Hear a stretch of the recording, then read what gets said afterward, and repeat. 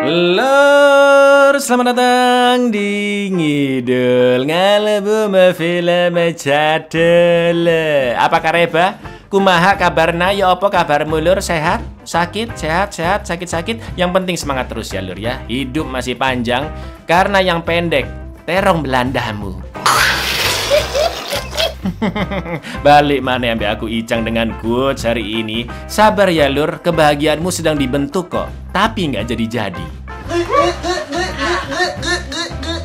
Kali ini kita akan mengidul film yang diperankan oleh Omku Liam Neeson, bergenre action mystery. Film ini berjudul The Commuter tahun 2018, mengisahkan tentang seorang karyawan asuransi yang baru saja dipecat dan tiba-tiba saat pulang naik kereta, dia didatangi oleh seorang wanita yang memerintahkannya mencari seseorang di kereta tersebut dengan imbalan $100.000. Apakah yang sebenarnya terjadi? Siapakah orang yang dimaksud? Langsung aja kita ke requestan pertanyaan prikitiu dari dulurku Erwin Edan. Ya bang, apa benar semakin ke selatan semakin jauh untuk mengutarakan? Bener ini bener. Apalagi buat dulur-dulurku yang jomblo. Nah, yang baru ngobrol sama cewek aja udah keringet dingin kan kamu kan? Tremor sampai ngiler-ngiler lagi. Monggo skecakan.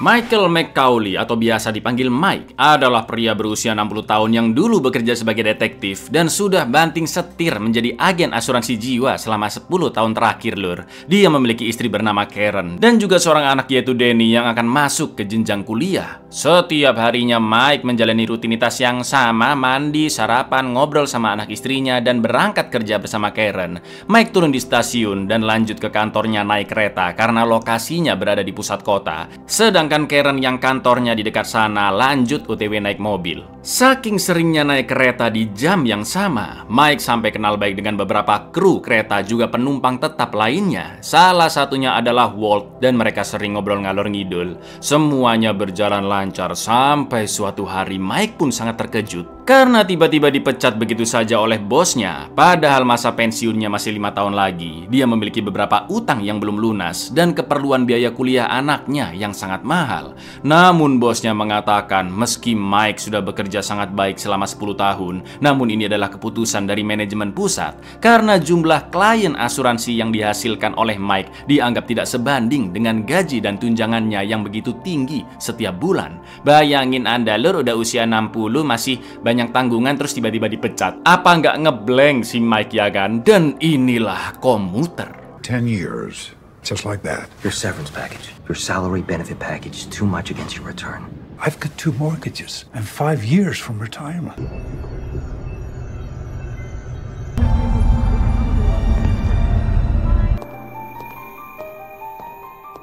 Dari kantornya, Mike pun menenangkan diri ke Warmindo dan menemui temannya bernama Alex Murphy yang dulunya adalah rekan sesama detektif selama 7 tahun.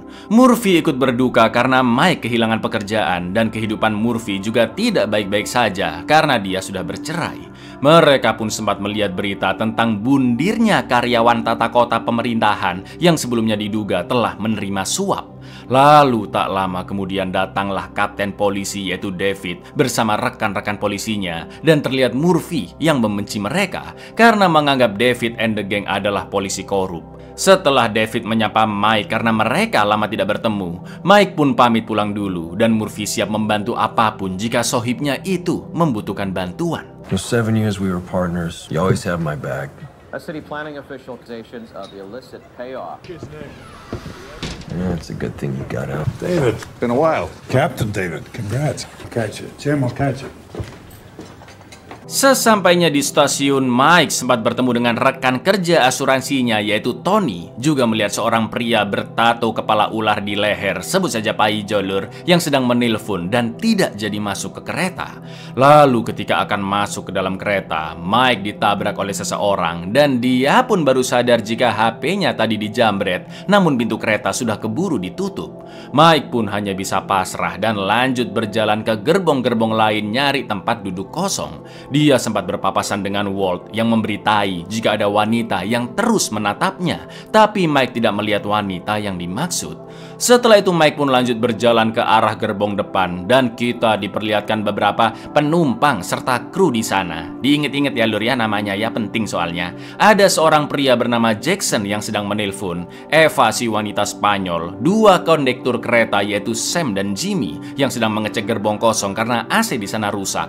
Lalu ada mbak-mbak pang bernama Gwen dan pacarnya, pria kulit hitam Oliver, wanita introvert yaitu Sofia, juga Vince si broker saham arogan yang mengusir Sofia dari kursinya. Udah apa lur? Lanjut kita ke ceritanya. Alhamdulillahnya Mike mendapatkan kursi kosong, namun tiba-tiba dia dihampiri oleh wanita yang dari tadi terus melihat dan mengikutinya. Wanita itu bernama Joanna dan dia mengajak ngobrol Mike ngalor ngidul dengan ramahnya. Joanna membahas tentang penumpang yang naik turun kereta di tiap stasiun dengan kepribadiannya masing-masing. Sampai akhirnya Joanna ingin Mike melakukan suatu hal, yaitu mencari seseorang di dalam kereta yang seharusnya tidak berada di kereta tersebut. Orang itu dikenal dengan nama Prin, bisa cowok bisa cewek, dan itu nama samaran lur. Dia membawa seonggok tas yang di dalamnya terdapat barang curian dan Mike harus menemukannya sebelum Prin turun di stasiun Cold Spring. Awalnya Mike menganggap Joanna hanya bercanda, tapi Joanna mengetahui jika Mike adalah mantan detektif. Lalu Joanna mengatakan Mike akan mendapatkan hadiah $25.000 yang sudah disembunyikan di toilet gerbong kedua, dan jika misi ini berhasil Mike akan mendapat tambahan $75.000. Joanna juga memperingatkan Mike agar tidak turun dari kereta sebelum menemukan Prin dan juga dilarang memberitahu misi itu ke orang lain. Tak lama kemudian kereta pun berhenti dan Joanna langsung turun di stasiun tersebut. Someone on this train does not belong. All you have to do, leave the train before finding the bag. Don't tell anyone about this. It's 25,000 plus another 75. If you do this one, that shouldn't be too hard for next cop. How did you know it? Oh, that's me. Now leaving 86th Street Station. Karena penasaran, Mike pun langsung mengecek toilet gerbong kedua dan dia melihat ventilasi yang anginnya tertahan. Begitu dibuka, ya ada uang $25.000 lur, sesuai perkataan Joanna. Sekarang Mike akan mencari siapakah Prin dari ratusan orang di kereta tersebut. Mike pun menemui kondektur Jimmy yang bagian narik tiket penumpang dan bertanya apakah dia menyimpan catatan tujuan semua penumpang di sana. Mike beralasan dia sedang mencari teman online-nya yang akan turun di stasiun Cold Spring. Namun Jimmy hanya mengecek tiket saja dan meletakkan tiket itu kembali di masing-masing kursi penumpang. Lagi pula tujuan penumpang adalah hal privasi ya kan, yang tidak seharusnya diketahui orang lain. Karena merasa tidak mungkin menemukan Prin, Mike pun akan turun di stasiun berikutnya dengan membawa uang itu diam-diam. Namun tiba-tiba dia dicegah oleh seorang bocil yang dengan tampang ketakutan memberikan seonggok amplop karena Mike berusaha kabur. Dan dia mengatakan bahwa Mike sedang diawasi. Lalu ketika amplop itu dibuka, ternyata isinya adalah cincin nikah milik sang istri Karen. Atau dengan kata lain, nyawa Karen juga putranya bisa terancam jika Mike tidak mau menjalankan misinya. So warning, in case you haven't figured it out yet, they're watching you. They thought you might say that.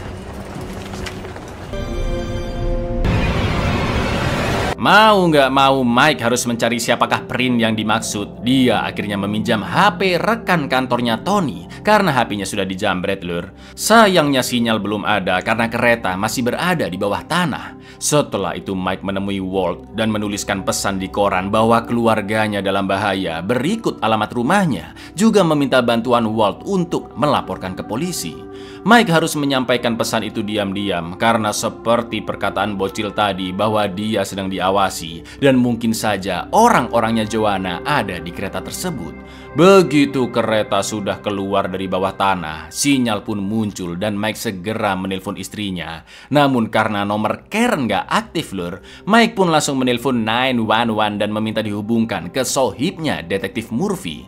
Tapi karena sedang tidak ada di kantor, Mike pun hanya menitipkan pesan agar Murphy segera telepon balik ke nomor tersebut, juga mengirimkan polisi ke rumah Mike untuk menjaga keluarganya. Di lain sisi, Jackson yang tampangnya sangat preman memperhatikan Mike saat dia sedang menelpon. Just send someone to my house and call me back at this number, okay? I'm a friend. Saat kereta berhenti di stasiun selanjutnya, Walt yang sudah membaca pesan Mike pun turun di sana dan memberi kode bahwa dia akan segera lapor ke polisi.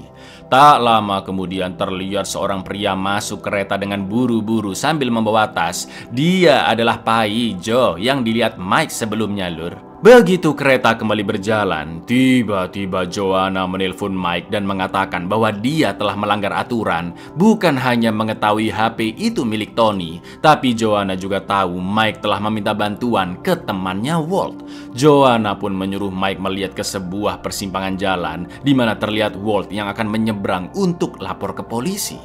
Tapi tiba-tiba You accepted the offer, Michael. Then you broke the rules. I didn't tell them anything. We both know that. You can get to anyone, anywhere. Karen, your son Danny, find Prin, find the bag, or there will be further consequences. Ya, dengan kejinya Walt dibunuh dan Mike diminta bertanggung jawab untuk menyelesaikan misi karena dia sudah mengambil uang $25.000. Joanna pun menyuruh Mike mengembalikan HP Tony, juga memberitahu bahwa ada alat pelacak GPS di saku kanan Mike, dan nanti ketika tas milik Prince sudah ditemukan, Mike cukup meletakkan pelacak GPS itu ke dalam tas tersebut.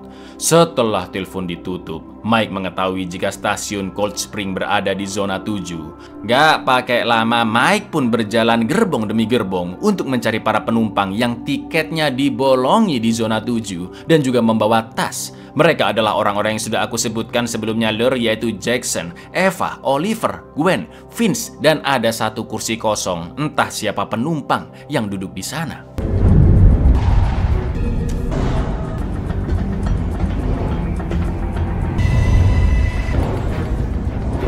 Mike curiga dengan Vince karena broker saham kaya seperti dirinya tidak mungkin naik komuter. Mike pun mencoba ngobrol-ngobrol, tanya kenapa dia naik komuter, dan Mike beralasan butuh broker saham untuk mengurus dana pensiunnya. Tapi Vince mengatakan, maaf bro, gak usah ikut campur urusan orang lah. Lagi pula aku kerja di bank penanaman modal terbesar di dunia dan gak mungkin ngurus orang miskin kayak kamu, gitu katanya, Lur.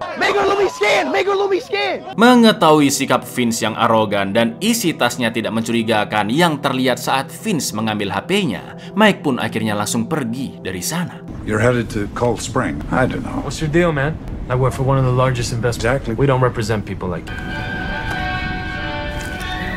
Berikutnya yang dicurigai adalah Gwen si anak pang, dan Mike pun duduk di sebelahnya sambil ngobrol-ngobrol dengan penumpang tetap lainnya yaitu Bu Sherry. Setelah itu Mike pun bertanya ke Gwen apakah dia mahasiswi fotografer karena model tasnya anak fotografer banget. Namun Gwen yang panik langsung pergi dari sana, dan ketika Mike mengikutinya, Gwen pun langsung menyemprotkan merica hingga tasnya terjatuh dan banyak KTP palsu berhamburan, Lur. Gwen mengaku tas itu titipan dari pacarnya yang takut ditangkap polisi karena memalsukan banyak KTP. They're my boyfriend's and he asked me if I could carry it. Fake IDs? They're not mine, I swear to God. Tentunya Gwen tidak dicurigai karena pemalsuan KTP adalah kriminalitas ecek-ecek. 2 orang sudah didatangi dan untuk mempercepat langkahnya mengecek 3 orang sisanya, Mike pun berbohong ke kondektur Sam jika ketiga orang itu tampak mencurigakan karena sebelumnya duduk bersama lalu tiba-tiba berpencar. Maka dari itu Mike meminta bantuan Sam untuk mengecek tas mereka. Ketika Sam mendatangi Eva, Mike yang duduk di dekat sana pun melihat penumpang di kursi kosong akhirnya datang yang ternyata adalah Pai Jo, Lur. Begitu melihat Eva yang marah-marah karena Sam berusaha mengecek tasnya, Pai Jo pun langsung pergi dari sana dengan gestur yang sangat mencurigakan.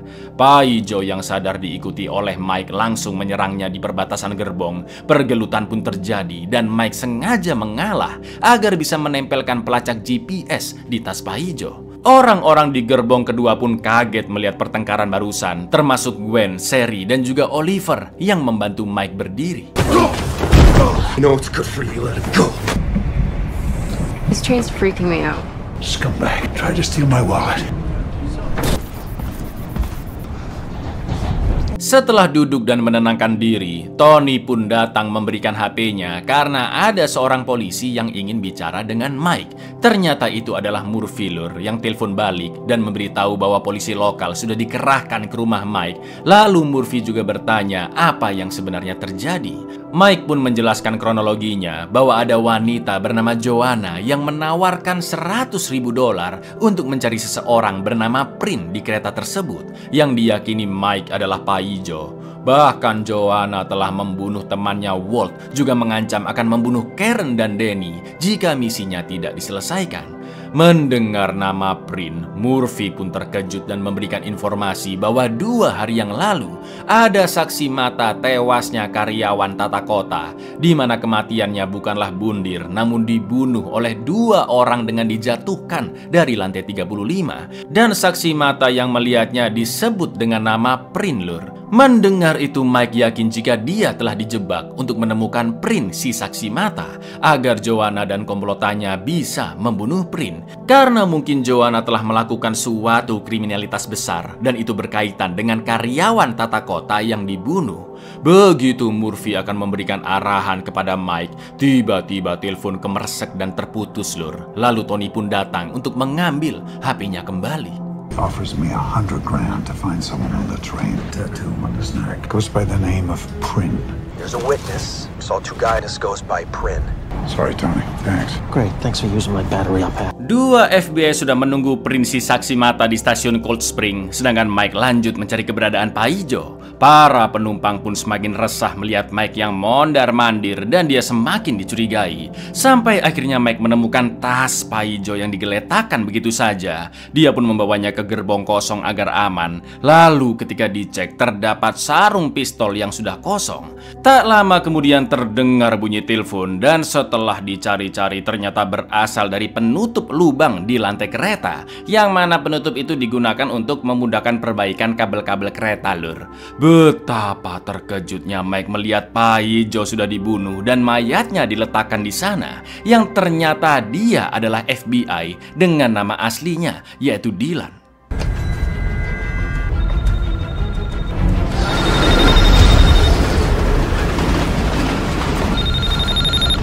Mike pun lanjut mengangkat telepon di HP Dylan dari nomor tak dikenal dan itu adalah Joanna. Joanna mengatakan bahwa Dylan bukanlah Prin dan Mike telah menandai orang yang salah. Maka dari itu komplotan Joanna membunuh Dylan karena dianggap sudah terlibat. Untuk membuktikan jika anak istrinya selalu dalam pengawasan, Joanna pun memperdengarkan percakapan Karen dan Danny, yang mana itu semakin membuat Mike gelisah. Joanna memaksa Mike untuk segera menemukan Prin dan juga memberitahu bahwa ada penumpang yang melapor ke polisi karena merasa curiga dengan Mike yang terus mondar-mandir di kereta. Terlihat polisi yang sudah menunggu di stasiun tersebut dan Mike diminta bersembunyi agar tidak tertangkap. Lalu yang terjadi lur, someone reported a dangerous individual. Now you're standing over time. I'm telling you, he's a regular. He's looking for someone on board.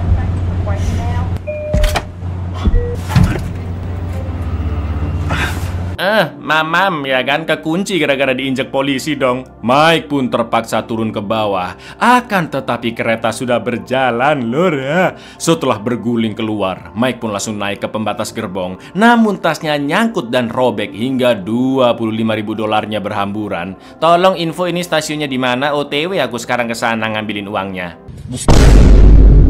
Mike akhirnya berhasil masuk dan Joanna pun kembali menelpon untuk mengingatkan bahwa masih ada 2 stasiun lagi sebelum stasiun terakhir yaitu Cold Spring dan Prin harus segera ditemukan.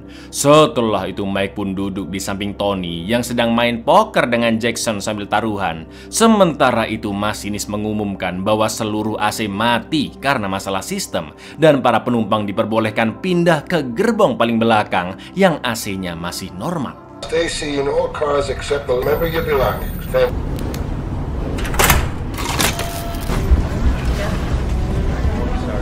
Mike pun ikut main poker sambil ngobrol-ngobrol, dan Tony sempat heran karena seharusnya Mike turun di 2 stasiun sebelumnya. Tapi Mike beralasan dia ingin jalan-jalan cari angin. Lalu Mike pun mulai bercerita dengan mengeraskan suaranya agar seluruh penumpang di sana dengar bahwa kehidupannya sedang terpuruk, yaitu dipecat saat usianya sudah 60 tahun dan dia tidak berani mengungkapkannya ke keluarga. Setelah itu Mike bertanya ke Jackson dan Tony untuk seru-seruan lur. Namun sebenarnya Mike menceritakan apa yang sedang dialaminya dari awal bertemu Joanna hingga saat itu, berharap Prin bisa mendengarnya. Mulai dari penumpang yang tidak seharusnya berada di kereta, hadiah $100.000 sampai tas berisi barang curian. Mike juga mengatakan bahwa cara paling efektif menemukan orang itu adalah dengan mengumpulkan semua orang di kereta dalam satu gerbong. Atau dengan kata lain lur, Mike lah yang sengaja merusak AC ya kan, dan akhirnya orang-orang berkumpul di gerbong belakang. Mike pun memberi contoh 5 orang di gerbong itu yang seharusnya tidak berada di sana karena Mike tidak pernah melihatnya selama ini, yaitu Eva, Gwen, Vince, Oliver, dan terakhir adalah Jackson. Karena itu hanya pertanyaan seru-seruan, Jackson dan Tony pun tidak menganggap serius dan lanjut bermain. Sampai akhirnya Mike melihat tiket Jackson yang merupakan tiket bulanan, dan itu artinya Jackson adalah penumpang tetap. Passenger on this train doesn't belong. Find them before they $100,000. Absolutely. In the train in 1 car. Propose that very scenario. This is a monthly pass. I have a full house. 3 orang sudah lepas dari kecurigaan, yaitu Vince, Gwen, Jackson, dan kini hanya menyisakan 2 orang saja, yaitu Oliver dan Eva lur. Tak lama kemudian Oliver tiba-tiba pindah ke gerbong lain dan Mike pun mendatanginya. Oliver mengatakan bagaimana jika dirinya adalah orang yang dicari-cari oleh Mike, dan ketika tasnya dibuka ternyata isinya hanyalah gitar. Tapi ketika Mike mengambil kapak darurat di kereta, tiba-tiba Oliver menodongnya dengan pistol karena betul Oliver adalah pembunuh bayaran yang telah disewa oleh Joanna untuk membunuh Prin jika sudah ditemukan, dan dia jugalah yang telah membunuh agen FBI Dylan. Oliver bertanya siapakah Prin dari penumpang yang tersisa, namun Mike berpura-pura tidak mau memberitahukannya, padahal memang belum tahu dia ini lur. Begitu ada kesempatan, Mike pun langsung menyerang Oliver, dan bagaimanapun caranya harus dibunuh, karena jika tidak maka Prin sebagai saksi mata akan dibunuh Oliver. Duel pun terjadi, mereka berebut pistol, tarung tangan kosong, sampai menggunakan gitar juga kapak untuk senjata, dan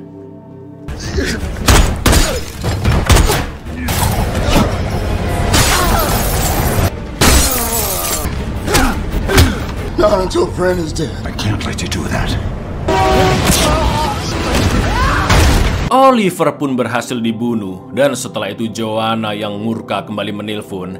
Dengan tegasnya Mike mengatakan jika dia tidak akan memberitahu siapakah Prin meski nanti sudah ditemukan, karena Oliver si pembunuh bayaran telah Mike bunuh.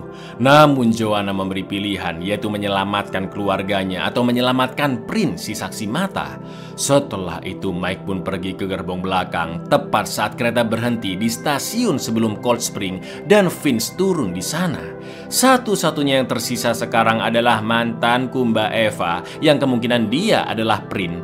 Mike pun memberitahu jika dia akan menolongnya dan terpaksa menodongkan pistol agar Eva mau nurut, juga menunjukkan HP-nya, karena dari awal Eva tidak pernah lepas dari HP itu.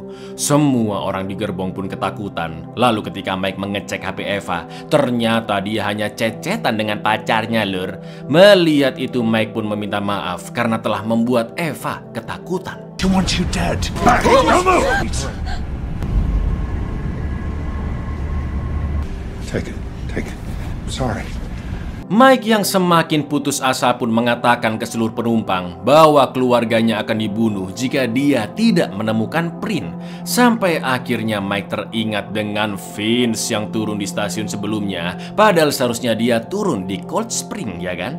Mike pun baru ngeh jika Vince bergeser tempat duduk saat baru masuk ke kereta setelah dia mengusir wanita di sebelahnya, yang tak lain tak bukan siapa, Sophia lur, si wanita introvert introvert yang selalu baca buku dan mendengarkan lagu pakai headsetnya. Makanya dari tadi dia anteng aja ya kan, karena Sofia tidak mendengar cerita Mike saat main poker tadi. Dari buku yang dibacanya, Mike pun langsung tahu jika Sofia adalah Prin, karena karakter utama di buku itu bernama Prin. He was in the aisle. He switched. Esther Prynne, the Scarlet Letter. Tepat setelah Prin ditemukan, Joanna pun menelpon dan menyuruh Mike segera membunuhnya. Namun Mike tidak mau melakukan itu. Joanna mengatakan bahwa orang-orang berkuasa yang telah mempekerjakannya akan sangat murka dengan keputusan Mike. Dan kini Joanna akan membunuh seluruh orang di kereta. Lalu Joanna pun memutus teleponnya begitu saja. Setelah itu Mike meminta Sam untuk mengaktifkan rem darurat. Tapi tiba-tiba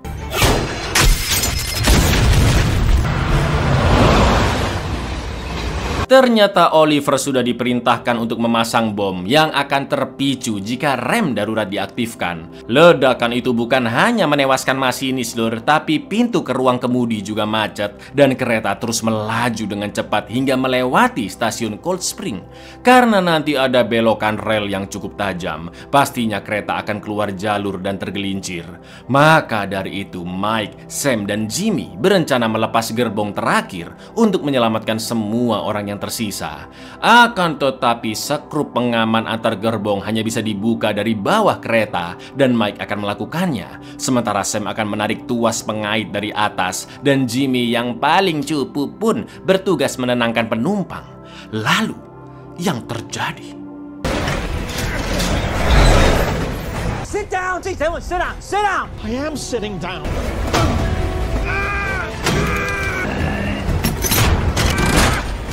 meski skrup pengaman sudah dibuka, namun halah rantai antar gerbong masih nyangkut dong. Gak pakai banyak mikir, Mike langsung loncat ke gerbong seberang, diikuti oleh Sam yang membawa pengungkit.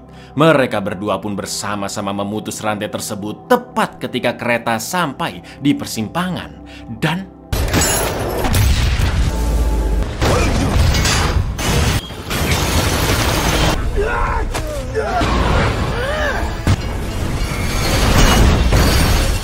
Don't get off the train! Please, listen! semua orang berhasil selamat kecuali Sam yang tertinggal di kereta depan dan tewas. Namun Mike tidak mengizinkan para penumpang keluar dan meminta mereka menutup pintu, juga menempelkan koran di jendela dengan air. Mike meminta kerjasama semua orang dan memberitahu jika dalang dari segala kekacauan yang terjadi adalah Joanna dan orang-orang berkuasa yang ingin membunuh Prin alias Sofia sebagai saksi mata. Mike pun meminta Sofia memberitahu barang apakah yang dia miliki hingga diincar oleh para penjahat. Ternyata barang itu adalah sebuah hard disk lur, milik karyawan tata kota yang dibunuh, dan Sofia adalah temannya. Sofia pun menceritakan kronologi di malam kejadian, bahwa saat itu dia pergi ke kantor temannya untuk menemani lembur. Tapi ketika sedang menunggu di lift, tiba-tiba dua pria datang yang wajahnya tidak bisa dilihat oleh Sofia. Mereka pun menyeret teman Sofia dan menanyakan harddisk tersebut. Bahkan dua pria itu mengatakan jika berbuat kebaikan hanyalah omong kosong dan kebaikan akan membuatnya terbunuh. Karena ternyata di dalam harddisk itu terdapat informasi penting, yaitu bukti kejahatan orang-orang berkuasa, dan teman Sofia berencana membongkarnya ke publik.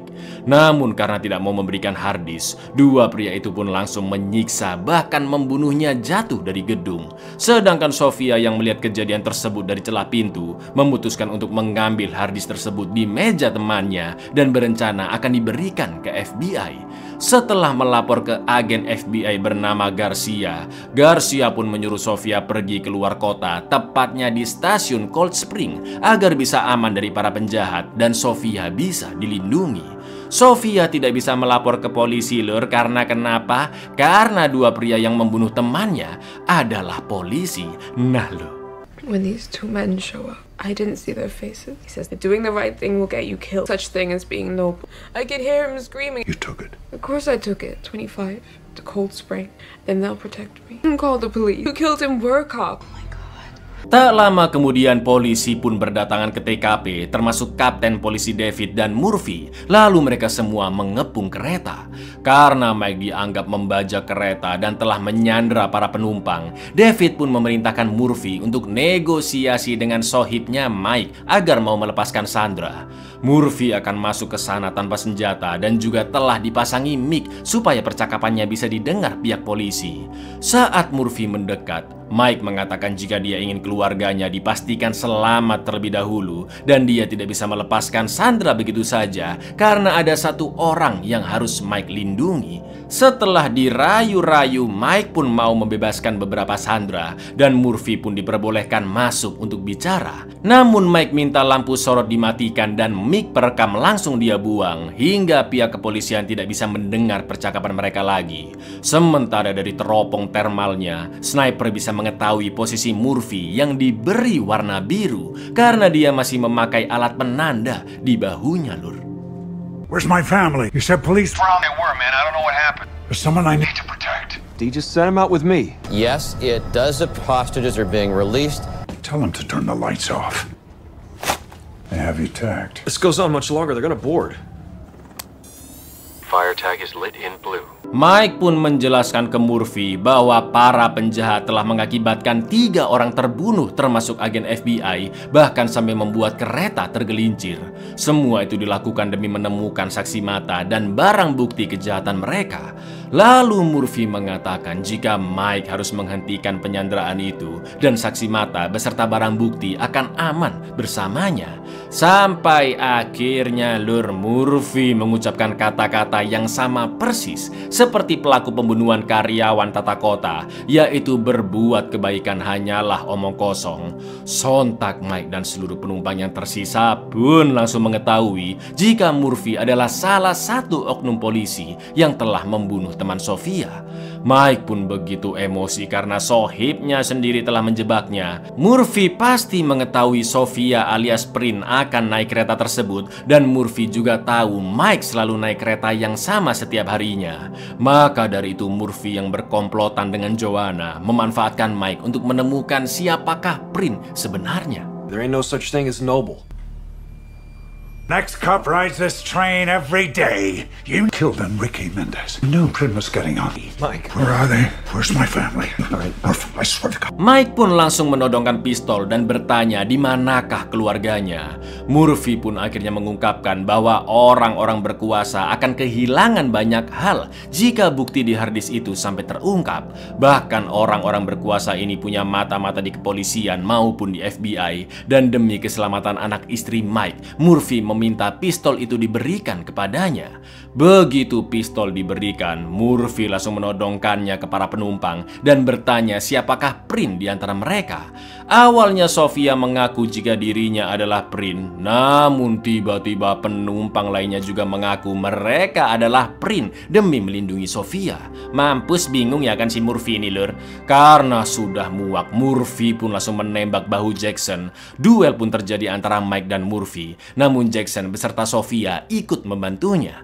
Di lain sisi, sniper bersiap menembak Mike saat pandangannya sudah jelas dan tim taktis akan segera menerobos masuk ke dalam kereta. Sampai akhirnya. Do you have a shot? Negative. Target is clear. He saved me! Prin? Iya, sniper menembak mati Murphy karena Mike telah mengambil alat penandanya. Begitu tim taktis dan agen FBI Garcia masuk, Sofia pun langsung mengaku jika dirinya adalah Prin dan Mike telah menyelamatkannya. Garcia memberitahu Mike bahwa anak istrinya sudah aman karena FBI telah menangkap 3 orang mencurigakan di luar rumahnya. Setelah segala kekacauan yang terjadi, Lur, sampai hampir ketiban kereta ya kan, Mike dan Jackson langsung dirawat. Sofia menceritakan semuanya ke agen FBI Garcia. Tony ingin Mike dicatat namanya sebagai pahlawan. Gwen membuang semua KTP palsunya dan akan memperbaiki hidup. Sedangkan Jimmy berusaha PDKT ke Eva. Hayo. Tak lama kemudian Karen dan Danny datang. Mike pun mengembalikan cincin kawin istrinya dan mereka masih tidak percaya dengan apa yang baru saja dialami Mike. Setelah itu, Kapten David mendatangi Mike untuk memberitahu bahwa kasus Murphy dan satu oknum polisi lainnya sedang diselidiki. Begitu pula dengan wanita misterius yang menjebak Mike alias Joanna juga akan terus diburu. Dan sebelum pergi, David mengatakan bahwa dia merindukan sosok yang jujur dan selalu bertindak dengan benar di kepolisian seperti Mike. Berita tergelincirnya kereta pun langsung menyebar lur, termasuk beberapa polisi yang ikut terlibat menutup-nutupi konspirasi, dan media pun yakin jika kasus tersebut berkaitan dengan korupsi dalam skala besar. Female, mid-30s, around 86th Street, right? I tell you, there's been an ongoing Alex Murphy and others. We miss guys like you and the guys that do it right. A link between city officials and on a major a federal witness reportedly turned over evidence to authorities. Belum selesai ya, masih ada scene terakhir. Beberapa bulan kemudian, terlihat Mike yang berhasil menemukan Joanna di dalam kereta. Mike mengatakan bahwa Joanna lah yang mengatur segala detail kecil di insiden kereta, seperti mengatur agar saksi mata naik kereta tersebut, mempermainkan Mike dan Murphy agar bertikai, bahkan mungkin Joanna juga lah yang membuat Mike dipecat. Semua itu bisa dilakukan Joanna karena dia memiliki banyak akses dan koneksi. Namun kini Joanna sudah tidak bisa berkutik lagi. Mike pun menunjukkan lencana detektifnya, dan itu artinya Mike telah kembali bekerja menjadi detektif lur, dan dia memiliki hak untuk menangkap Joanna. This wasn't his operation. You played us both. Maybe you even got me fired. You didn't pick me because the witness. You put her on the truth. Nah, ini baru buyar lur. Cakep dan agak rumit emang film ini ya kan? Jadi buat para pejuang kereta, KRL, MRT, LRT atau komuter setiap harinya, semangat ya lur ya, karena setiap perjalanan pasti ada cerita. Kecuali stasiun Manggarai yang penuh dengan derita.